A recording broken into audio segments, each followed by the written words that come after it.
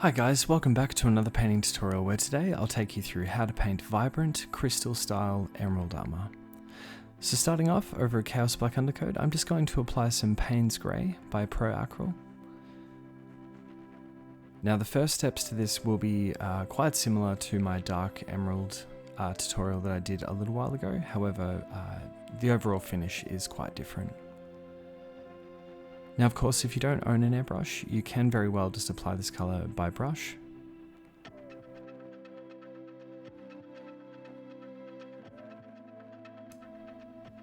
And next up, just once again using the airbrush, I am now going to use some Dark Emerald by Pro Acryl and really just focusing on this as a zenithal highlight, covering almost all of the armour, with the exception of sort of the deepest recesses of the model. So sort of those like hidden areas, sort of behind the legs for example, and of course under the armour panels.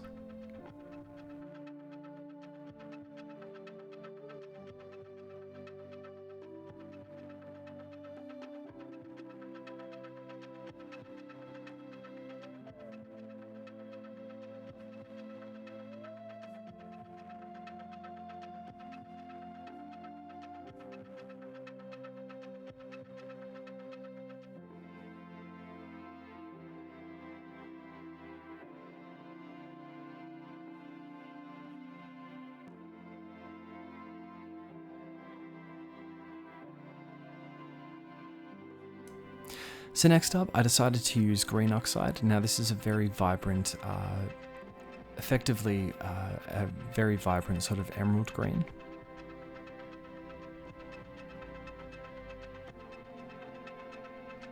So as you can see, just keeping my airbrush at a fairly reasonable distance and just very carefully working in these highlights.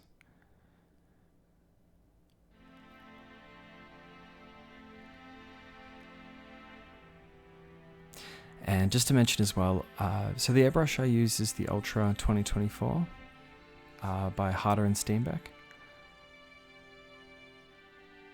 And I've got it on the lowest setting for this as well, so just really gradually building up those highlights.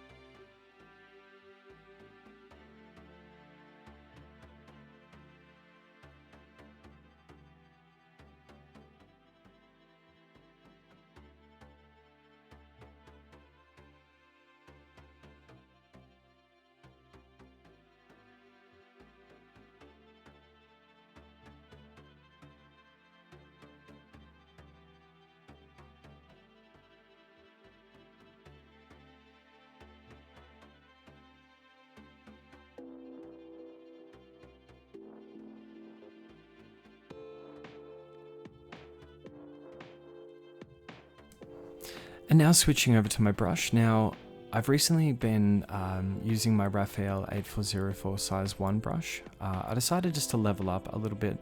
I've been watching a lot of Flame On miniatures on Instagram, and he tends to use the size 2 Series 7 Winsor & Newton.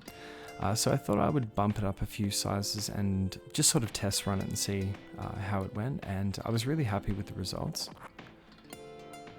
As you can see, it still holds a really great point, and just sort of allows you to load up your brush a little bit more without losing on any of that more fine detail work. But anyway, as you can see, just using an even mix of green oxide and now some Warpstone Glow by Citadel. This is fairly watered down, but I've just gradually worked up some stippling and some edge highlights. And now just to blend in some Warpstone Glow.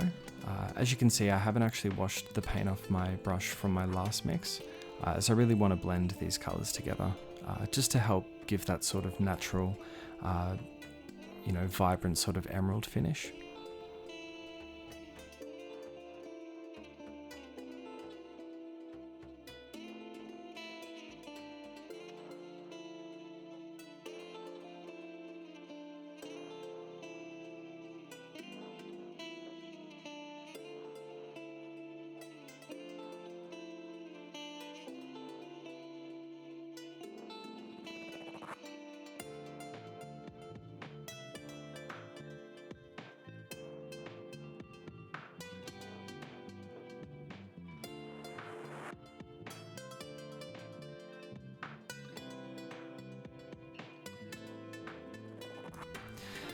So next up, now just once again blending in, I'm going to use some Warpstone Glow and Moot Green, and just continuously building up those highlights.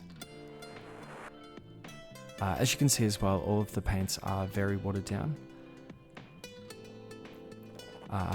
As you can see as well, some of the paints bled into the others. That's okay though, I was able to work around that, but I do recommend, you know, unlike what I've done here in this particular tutorial, just try and keep them a little bit more separate, because although I'm blending them, you do want to sort of maximize control, and it certainly helps keeping the pools a little bit more separate, especially if, you know, you're sort of just starting out with blending. But as you can see, the great thing with blending all of these colors, you can just sort of work section by section, panel by panel, and all that. And yeah, it sort of makes it a lot easier. It's actually a lot more fun to paint this way as opposed to just doing, let's say, a base coat, a shade, and then one sort of straight edge highlight around, and then working on an additional highlight as well.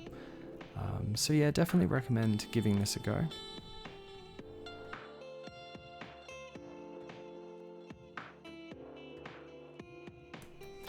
And for all of the deepest recesses of the armor, so as you can see here, of course, the battle damage, and just sort of sparingly around the deepest recesses of the armor, I'm just going to use some Dark Jade by Acryl.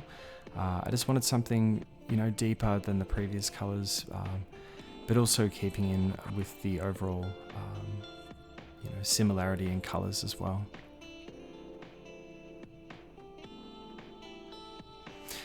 So I'm really happy with how the armor's looking at this point. However, I wanted to add some neutral grey tones to this as well. So I decided to use some Dawnstone by Citadel.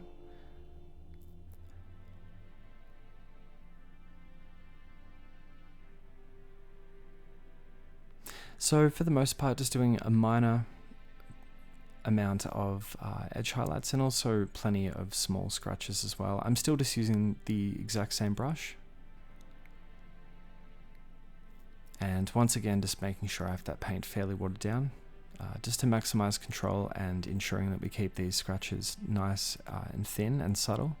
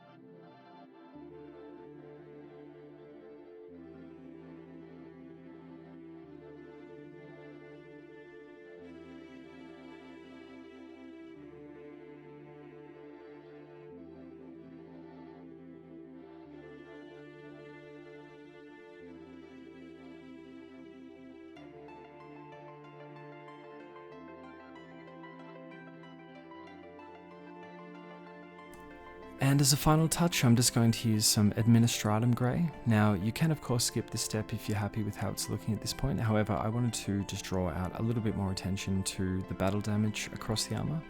So just going to be adding some simple dot points on those Dawnstone scratches, and just some sort of random little stippling effects and scratches across the armor as well. Certainly don't overdo this step though, just sort of focus on those areas around the battle damage of, if you are working on Arjac Rockfist like I am here, or of course just a miniature with lots of battle damage anyway, yeah, you'll be able to get some really nice finishing touches by doing this.